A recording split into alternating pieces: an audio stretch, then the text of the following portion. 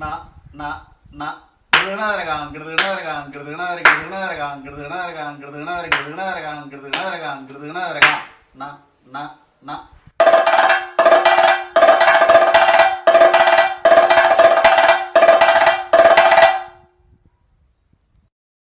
കണ്ടു തുടങ്ങിയ ഒരു കാലത്ത് ഈ കുട്ടിത്രയങ്ങൾ എന്ന് പറയുന്നത് രാമകുട്ടിയാശാനും കൃഷ്ണൻകുട്ടി പുതാളശാനും അപ്പുക്കുട്ടി പുളാശാനും അതൊരു ഐക്കണാണ്.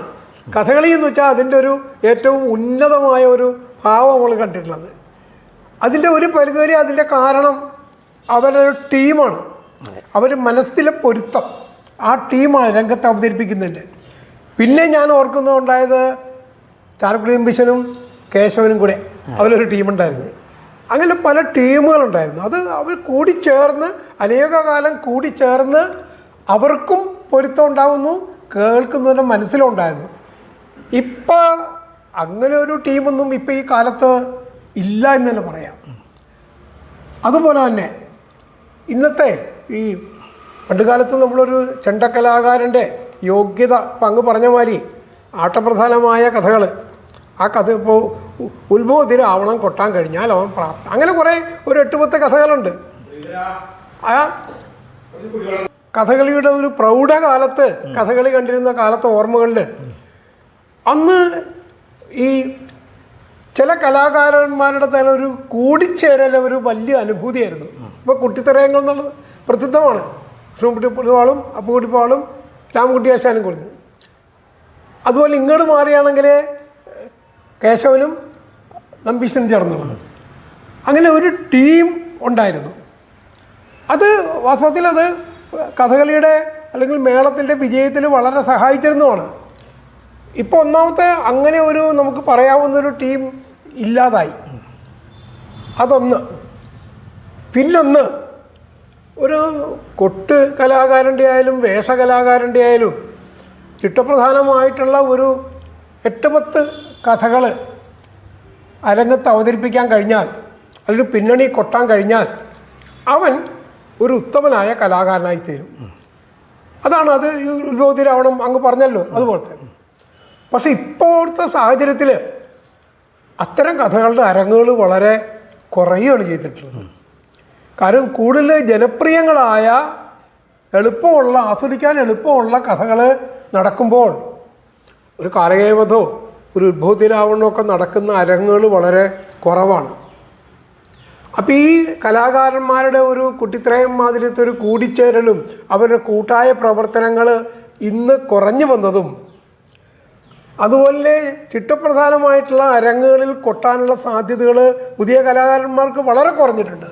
ഇതൊക്കെ നമ്മുടെ ഈ മൂല്യം കുറയ്ക്കുന്നതിനെ, മൂല്യശോഷണത്തെ ബാധിക്കുന്നതല്ലേ?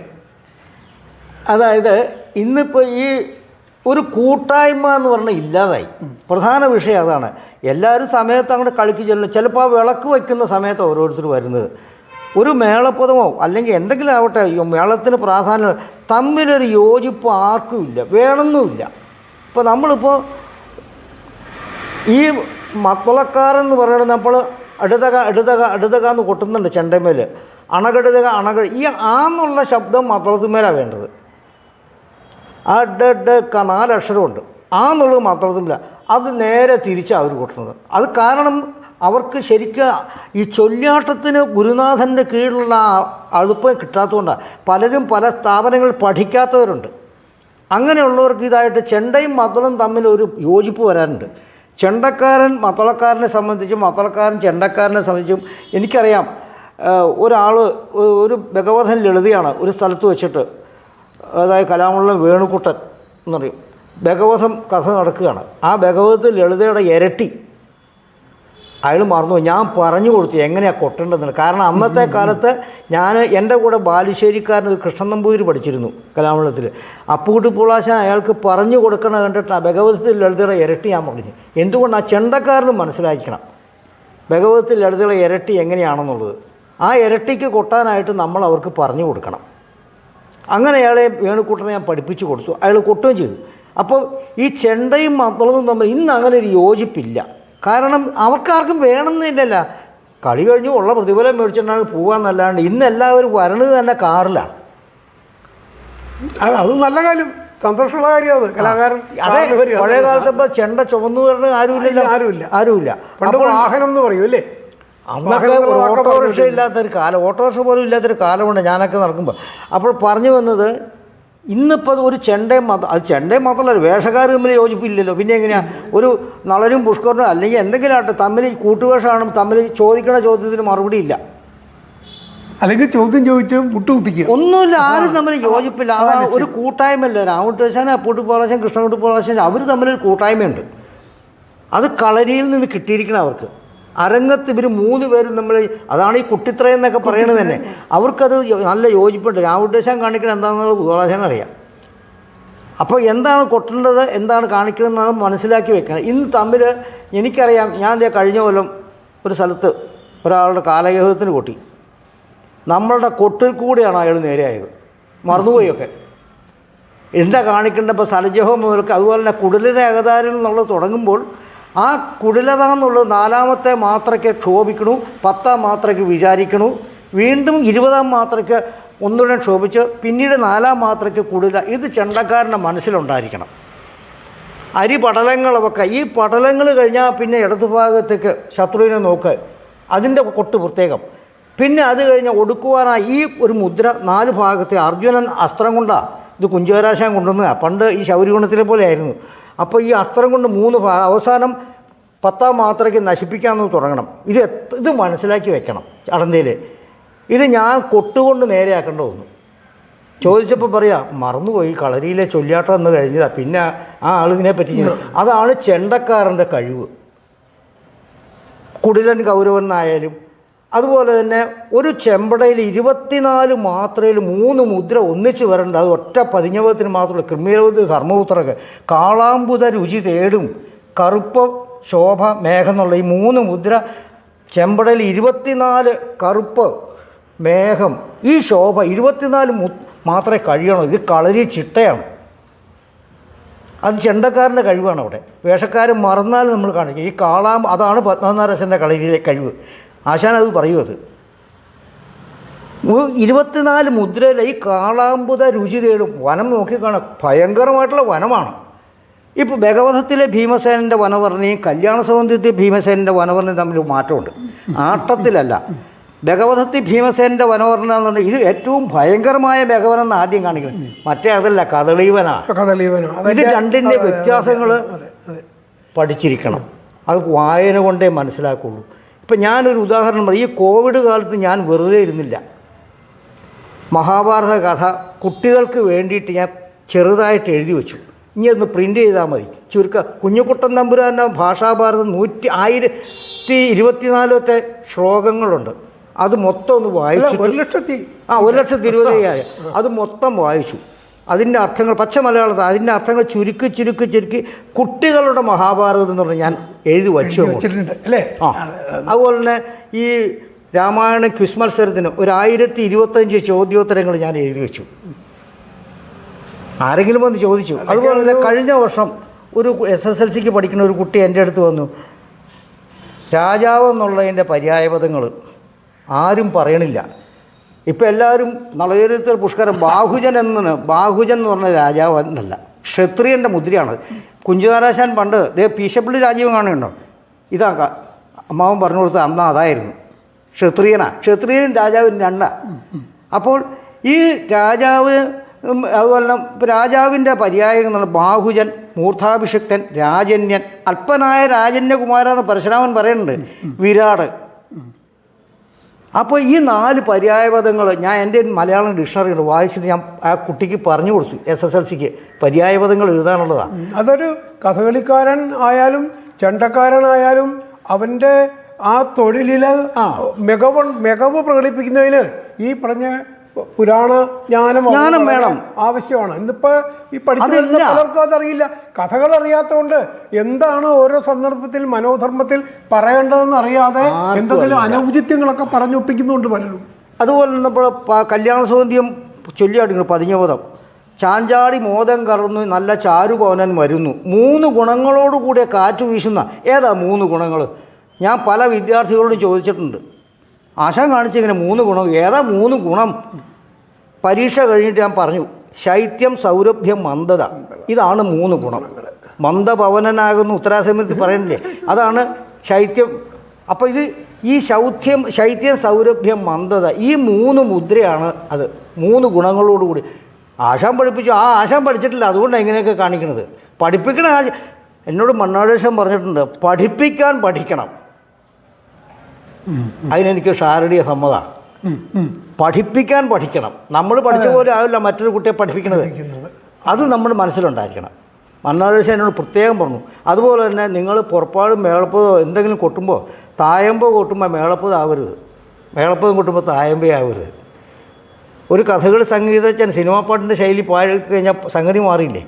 അപ്പോൾ അതുപോലെ മേളപ്പദം കൊട്ടുമ്പോൾ മേളപ്പതായിരിക്കണം, തായമ്പ് കൊട്ടുമ്പോൾ തായമ്പേ ആയിരിക്കണം. മനോധർമ്മങ്ങൾ എന്ത് വേണമെങ്കിൽ കൊട്ടിക്കോളി, പക്ഷേ അതിൻ്റെ സത്ത് പോകരുത്.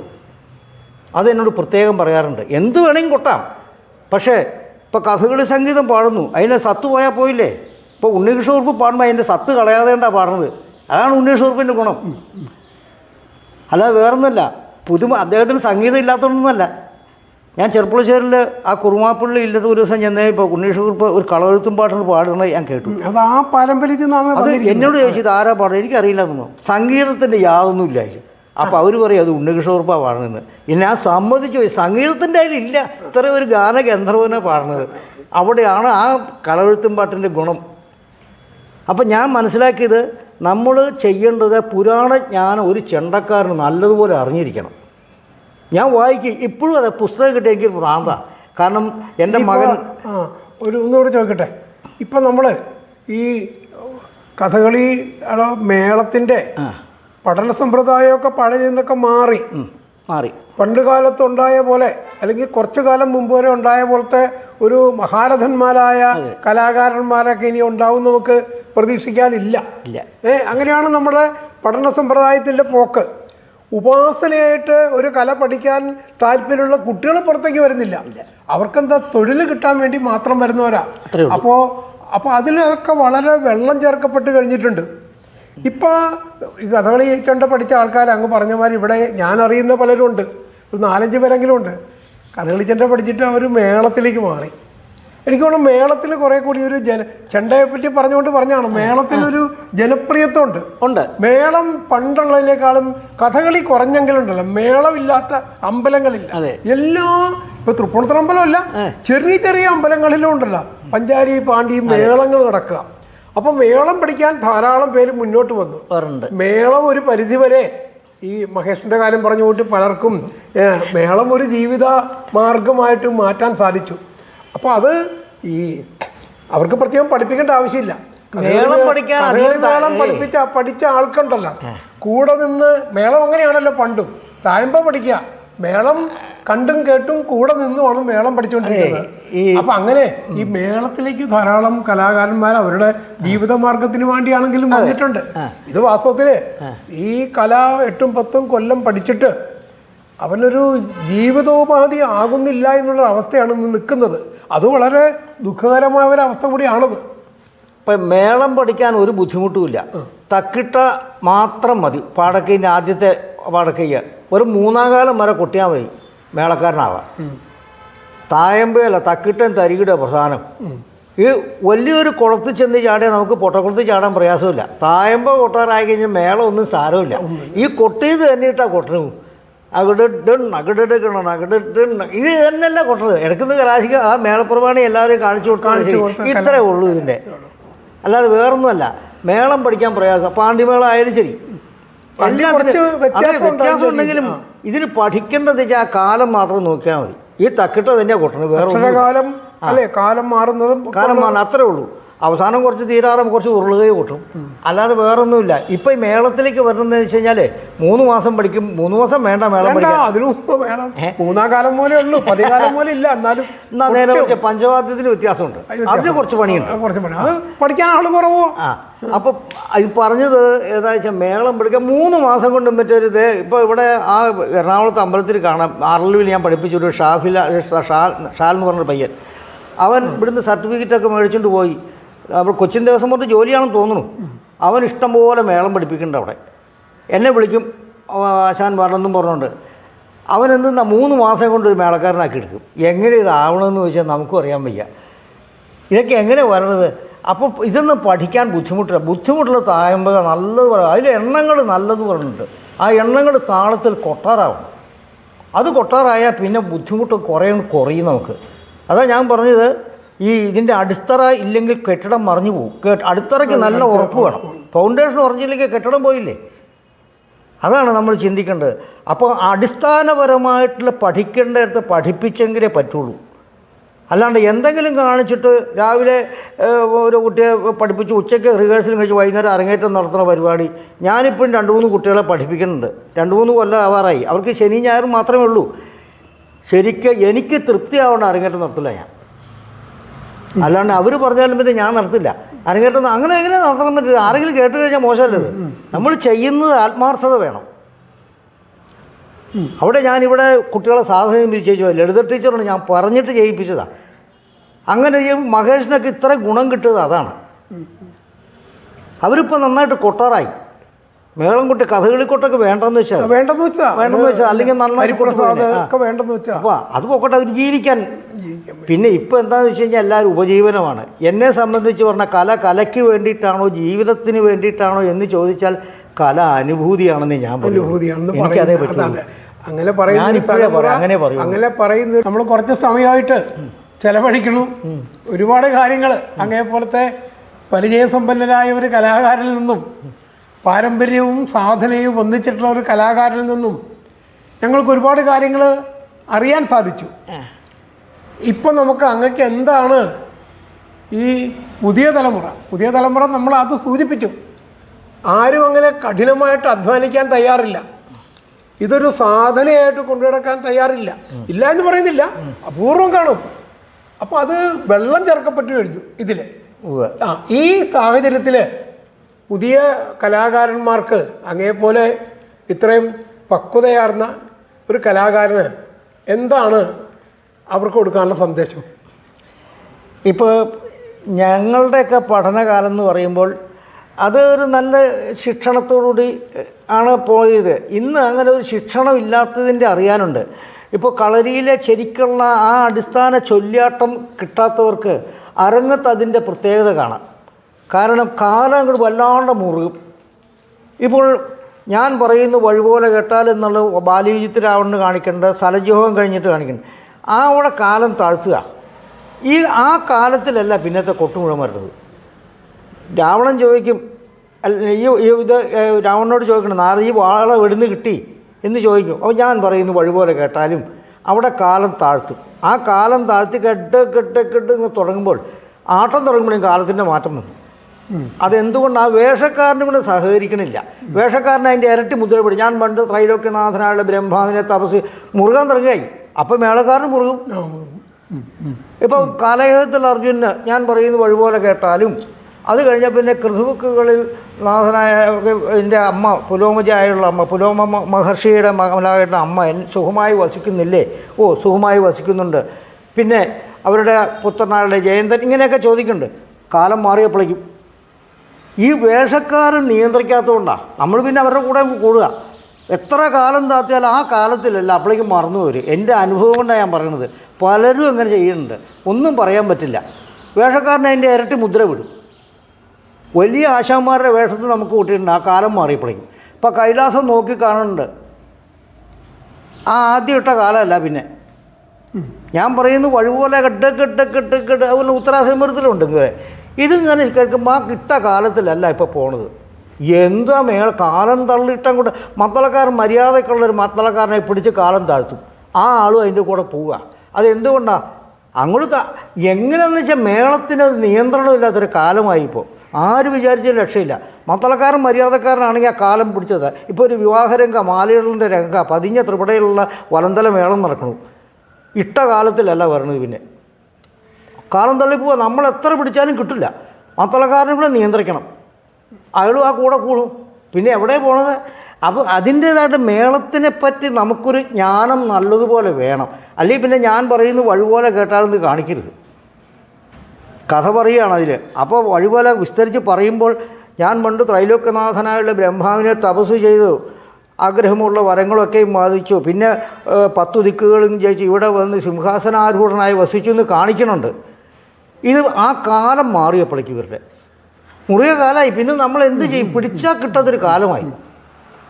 അതാണ് അരങ്ങ് നിയന്ത്രിക്കാൻ മേളക്കാരന് കഴിവ് വേണം. എത്ര പിടിച്ച കാലം മത്തളക്കാരനും കൂടെ അതാണ്. മത്തളം ഉണ്ടെങ്കിലേ നമുക്ക് കൂടെ നടക്കാം. പിടിച്ച് അതിന് നമ്പീശൻ കുട്ടിയാശനെ സമ്മതിച്ചേ നിൽക്കുള്ളൂ.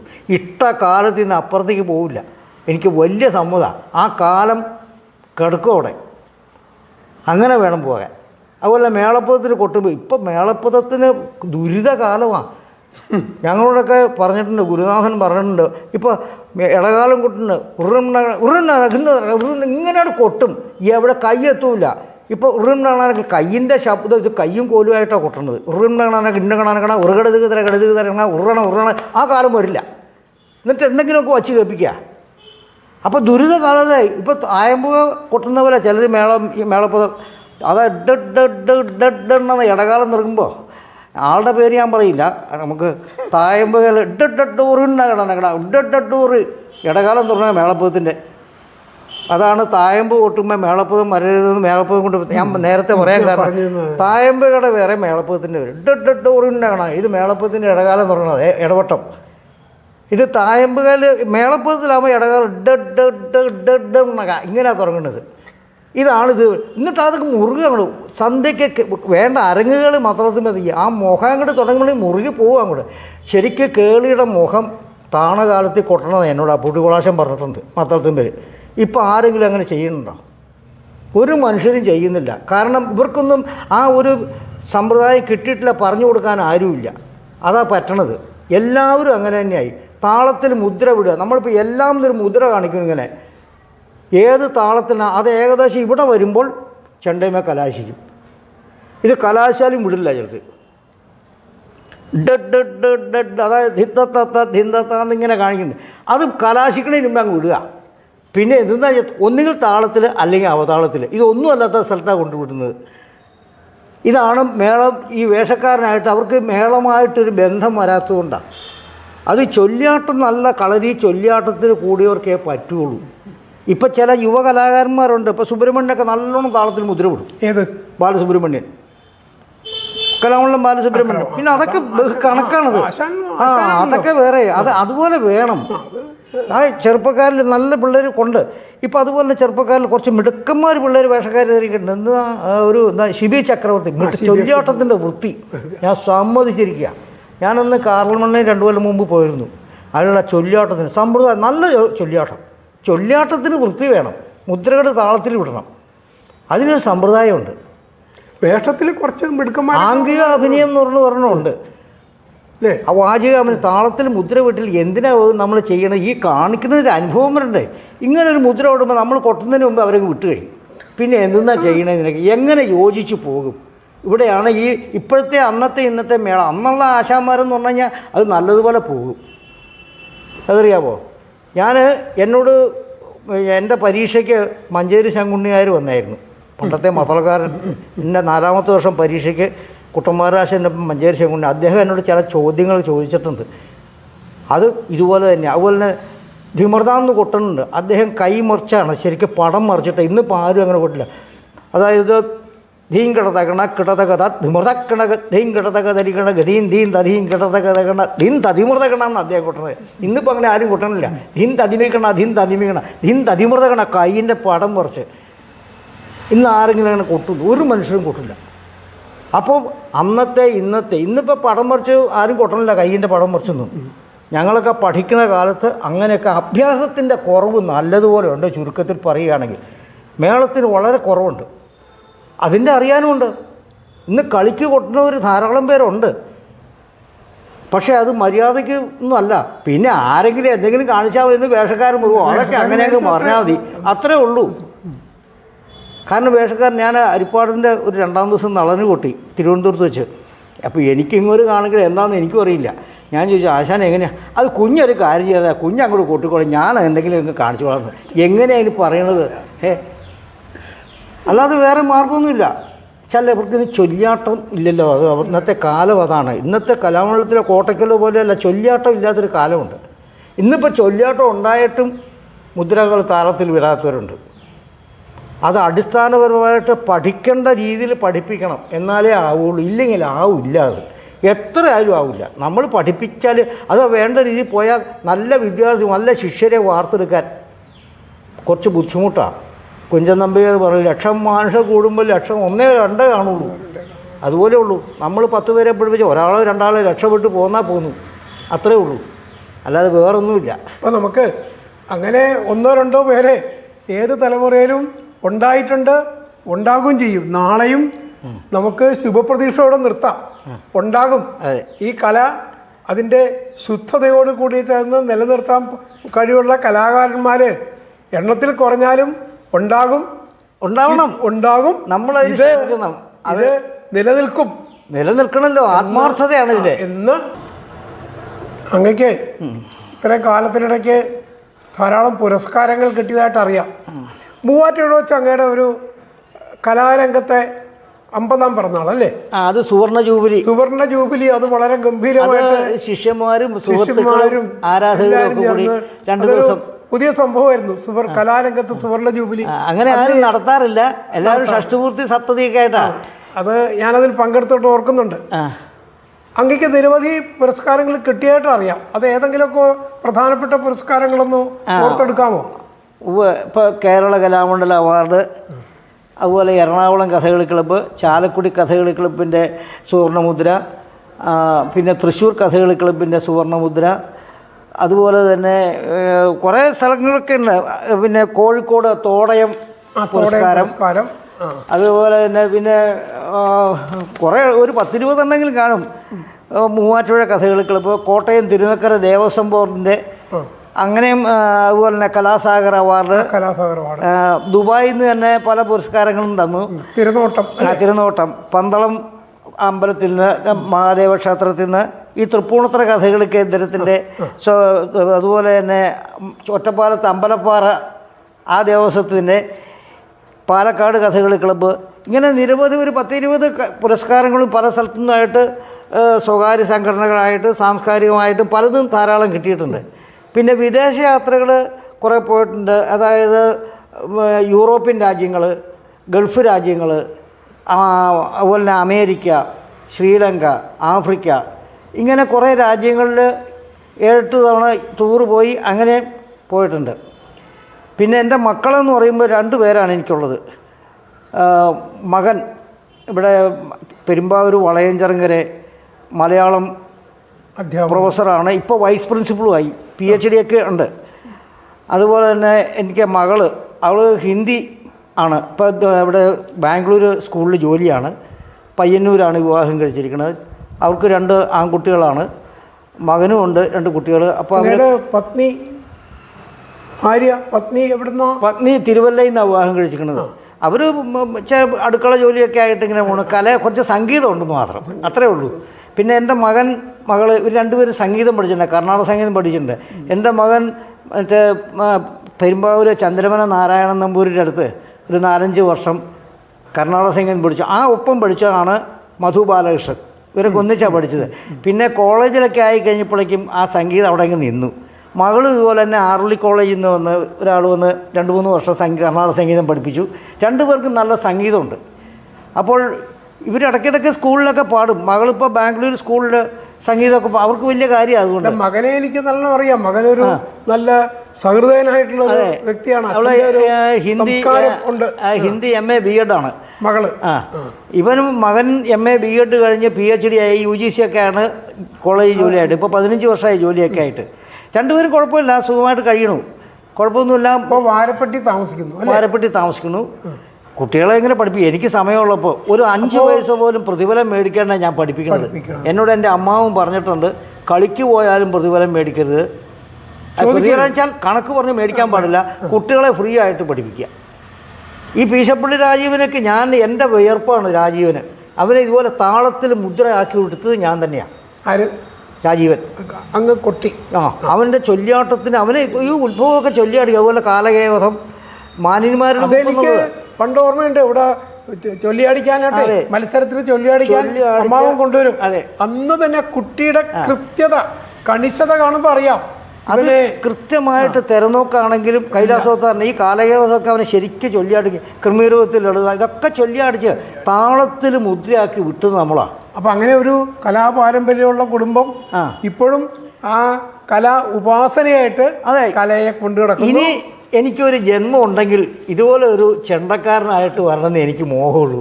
അത് എൻ്റെ ഒരു ആഗ്രഹമാണ്. ഉണ്ടാവുമെന്ന് അറിയില്ല. മക്കൾക്ക് പിന്നെ കലാപാരമ്പര്യമുണ്ട്. അവർ സംഗീതമാണ് കൂടുതലും. കർണാടക സംഗീതം അവർക്ക് ഉള്ളതുകൊണ്ട് അവരെ പഠിപ്പിച്ചു. പിന്നെ അവർക്ക് ജോലിയായി. അത് അവരുടെ ജീവിതത്തിൻ്റെ ഭാഗം. എന്തായാലും കുട്ടികളൊക്കെ പഠിപ്പിച്ച് നല്ല നിലയിലെത്തിച്ച് പഴയ കാലത്തു നിന്ന് വ്യത്യസ്തമായിട്ട് നല്ല ഒരു സാമ്പത്തിക ഭദ്രതയുള്ള ഒരു സംതൃപ്തമായിട്ടുള്ള ഒരു ജീവിതം നയിക്കാൻ കഴിഞ്ഞു.